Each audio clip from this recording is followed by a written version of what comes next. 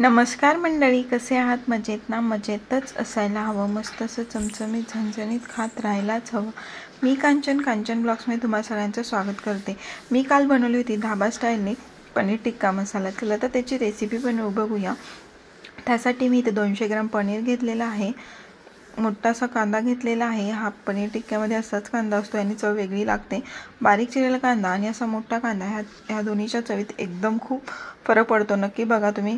अशी मोठी चिरलेली शिमला मिरची, 4-5 काजू, एक टोमॅटोची आपण ग्रेव्ही बनवणार आहोत आणि जो दुसरा टोमॅटो आहे चिरलेला तो आपण पनीर टिक्कासाठी वापरणार आहोत.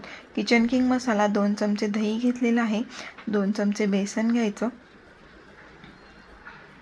आता एका कढईमध्ये तेल घालायचं. तेल चांगलं तापवून घ्यायचं. तेल चांगलं तापलं की असे पनीरचे क्यूब केलेले आहेत मी. तुम्ही तुमच्या आवडीनुसार बारीक मोठे करू शकता. पनीर घालून 1-2-3 मिनटं मी ते फ्राय करून घेणार आहे.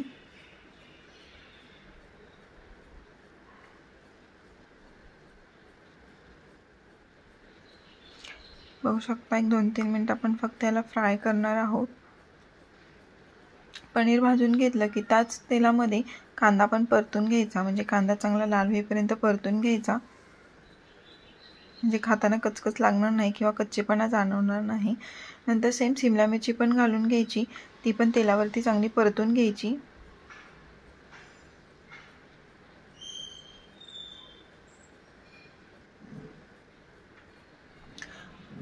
एक 2 मिनटं शिमला मिरची आणि कांदा परतला की त्याच तेलामध्ये अजून आपण टोमॅटो घालायचा आणि टोमॅटो पण चांगला परतून घ्यायचा.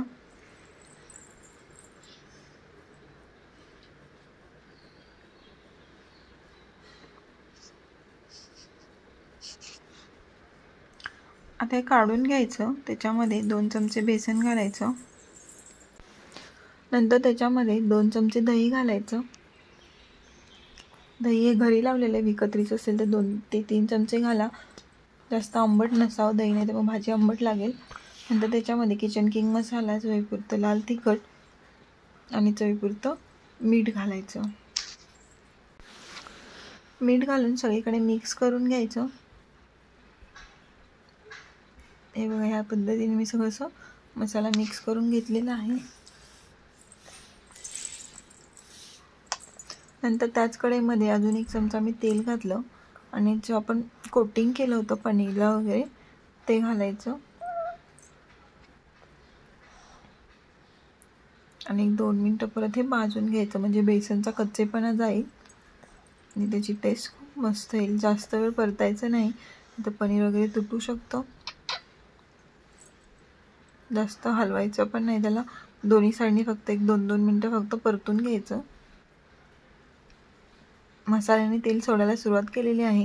म्हणजे आपलं बेसन पण चांगलं भाजलं गेलेलं आहे.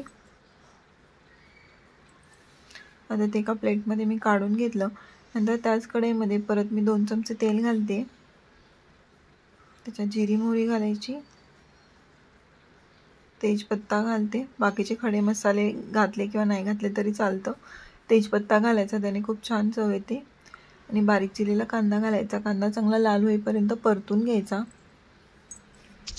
तुम्ही जर कांचन चव्हाण ब्लॉग चॅनल नवीन असाल तर शेअर करा, सबस्क्राईब करायला विसरू नका. नंतर टोमॅटोची ग्रेव्ही केली मी प्युरी केली, ती घालायची. त्याच्यावर 4-5 काजू आणि 1 टोमॅटो मिक्सरला फिरून अशी त्याची प्युरी बनवून घेतली, ती घालून घ्यायची. चांगली कांद्यामध्ये मिक्स करून जोपर्यंत तेल सुटत नाही तोपर्यंत परतत राहायचं. मसाल्याने तेल सोडलेलं आहे. त्याच्यामध्ये चवीपुरतं लाल तिखट, किचन किंग मसाला आणि बाकीचे आपले जे घरगुती मसाले असतात म्हणजे जिरा पावडर, धना पावडर, ते पण घालून घ्यायचे. मिक्स करून घ्यायचं प्रॉपर असं. म्हणजे कुठेही असं तिखटाचा गोळा वगैरे नाही राहायला पाहिजे.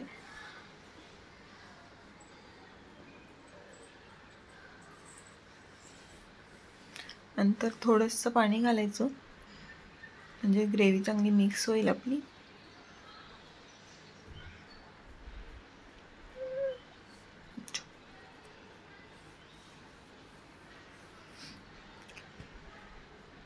नंतर जे आपण पनीरचं मसाला केला होता, मॅरिनेट केलं होतं, ते घालून घ्यायचं.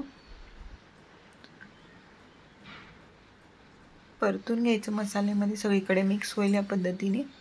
परतून चवीपुरती कोथिंबीर घालायची आणि चवीपुरतं मीठ घालायचं.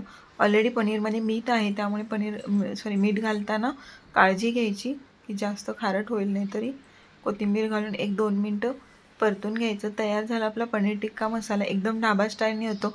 घरच्यांना नक्की आवडेल, नक्की ट्राय करून बघा. जाता चॅनलला सबस्क्राईब करा. धन्यवाद.